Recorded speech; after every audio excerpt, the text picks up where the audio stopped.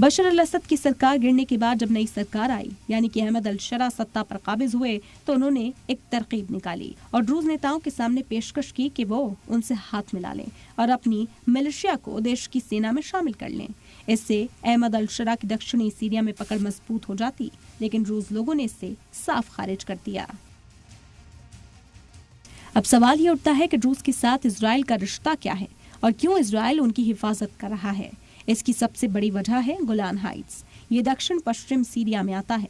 ये सीरिया की राजधानी दमिश्क से करीब 60 किलोमीटर की दूरी पर है।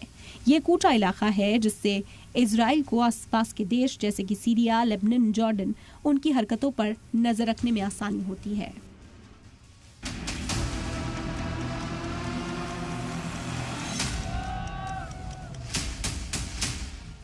उन्नीस 1966 की जंग से पहले सीरिया गोलान हाइट्स का फायदा उठाकर ऊंचाई से इजराइल पर हमला करता था, लेकिन 66 की जंग के बाद से इजराइल ने इसे अपने कब्जे में ले लिया। हालांकि गोलान हाइट्स पर आज भी अंतर्राष्ट्रीय विवाद है। यूनाइटेड नेशंस और कुछ देशों का कहना है कि सीरिया की जमीन है, लेकिन इजराइल इस पर अपना हक मानता है। वहीं अमेरिका इजराइल के अधिकार को जायज ठहराता है। गोलान हाइट्स में 20,000 से ज्यादा ड्रूज रहते हैं और ये ड्रूज समुदाय इजराइल की सेना में भी भर्ती होते हैं। इजराइल में ड्रूज के मर्दों को 18 साल की उम्र के बाद फौज में भेजना कंपलसरी हो जाता है।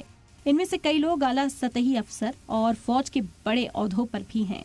इजराइल का ड्रूज तबके से गहरा रिश्ता है।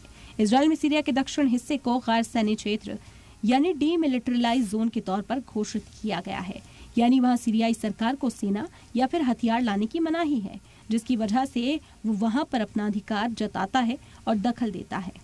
और सीरिया ये संघर्ष करता है, अपने ही देश में उसे इजराइल की दखलंदाजी सहनी पड़ती है।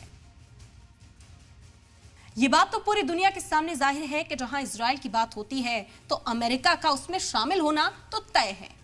अब तक मन बेमन अमेरिका इजराइल के हर जंग में उसके साथ खड़ा रहा है, जिसकी कई मुल्कों ने वक्त वक्त पर मुखालफत भी की है।